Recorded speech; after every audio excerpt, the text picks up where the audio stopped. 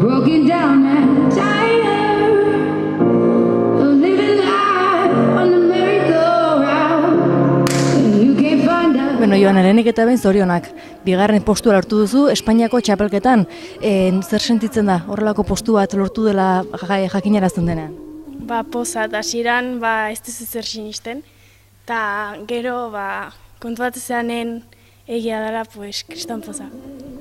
Zu bigarren postu hori lortu duzu, baina ez zara bakarra izan bertara joan dena, ez? Espainiako txapelketetan Tolosatik parte hartu duena. Ez zenbat taldekiderekin joan zinen? Egon nintzen Tolosako beste 3 gimnastakin, Saroi, Iratxe eta Leire, eta Bidia Goierriko eta bestea Tolosakoa, eta gero indet ekipo baita beste neska batekin sakonetakoa, eta behakin talekatu dut lana. Gogor entrenatu duzu? Bai. Nolako entrenamentuak eman dituzu aurrera? Gutxi gora bera 3 ordu bola entrenatzeiteu.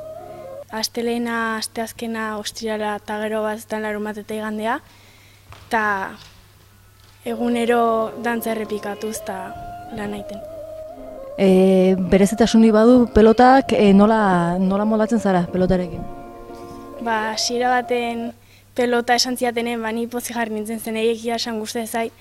Eta hasierarenekin ondo jungo ez daiten, baina denboakin ondo juntzait. Orain bigarren postu hori lortuta, nola ikusten duzu zure burua hemendik aurrera?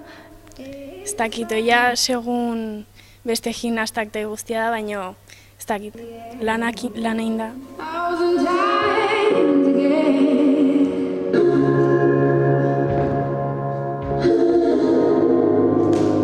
Egia esan sorpresa izan da Joanek lortu duen postua.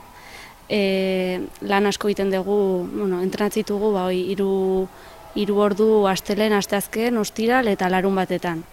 Eta gero txapelketak eukitze ditugu, hasi larun batetan askotan ezin dugu entrenatu. Nolako egoera dauka momentu honetan Tolosaldean gimnasia errendiko honek? Neska edo neska mutil asko dituzue? Mutilik ez daukagu. Egon da, euki dugu mutilen bat, baino duela ja urte batzuk.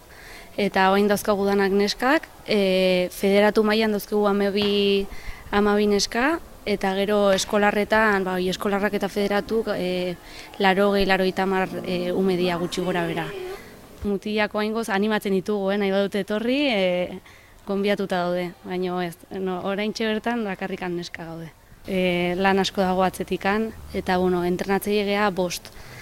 Federatukin nire ibiltzen da, nire Otaegi nirekin ibiltzen da, eta gero daukagu Arantxa Aristondo, Eneritz Etxeberria eta Maitane Mendizabal eskolar mailan ibiltzen diala, eta denen artean azkenen lan guzti hau egiten dugu. Nolako entrenamentuak egiten dituzu orain? Oain hasten gaia denboraldi berria egiten, gauzak probatzen, urrengo dantzak prestatzeko bertze elementu inditzakkegun. Eta, oain Usabalen gaude, baina generalen entrenatzen dugu pabelloi baten, ze hemen Usabalen 2 ordu bakarrik emateizkigute. Eta normalean eskolarrak egoten dira. Eta daukagu pabelloi bat, oain guk ordaintzen dugula, klubak ordaintzen dula hilabetero.